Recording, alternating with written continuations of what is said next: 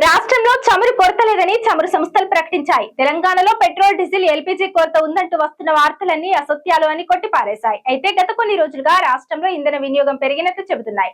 ఈ క్రమంలోనే మరింత వేగంగా ఇంధనాన్ని సరఫరా చేసేందుకు అన్ని రకాల ప్రయత్నాలు చేస్తున్నట్లు వెల్లడించాయి.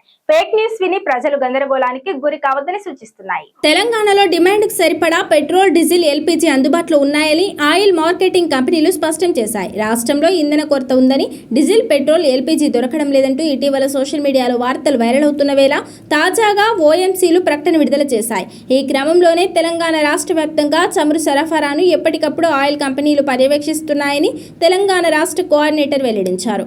రాష్ట్రంలో పెట్రోల్, డీజిల్, ఎల్పీజీ రవాణా సరఫరాను మరింత వేగంగా అందించేందుకు తీసుకోవాల్సిన అన్ని చర్యలు చేపడుతున్నట్లు తేల్చి చెప్పారు. ఇక మే నెలలో మొదటి 15 రోజుల్లోనే పెట్రోల్ సరఫరాలో 14.2%, డీజిల్ సరఫరాలో 15.7% వృద్ధిని చమురు కంపెనీలు నమోదు చేసినట్టు తెలిపాయి. అదే సమయంలో ఎండాకాలంలో విపరీతమైన ఉష్ణోగ్రతలు నమోదవుతున్న వేళ గృహ అవసర ఎల్పీజీ సిలిండర్ల బుకింగ్లు తగ్గినట్టు చెప్పారు. మరోవైపు వినియోగదారులు ముందస్తు బుకింగ్లు చేయడం లేదని తేల్చి చెప్పారు. ఈ నెలలో 17వ తేదీ వరకు మొత్తం 20.06 లక్షల ఎల్పీజీ సిలిండర్లను వినియోగదారులకు సరఫరా చేసినట్టు తెలిపారు. ఈ వేసవి సీజన్కు ఇది సాధారణమేనని స్పష్టం చేశారు.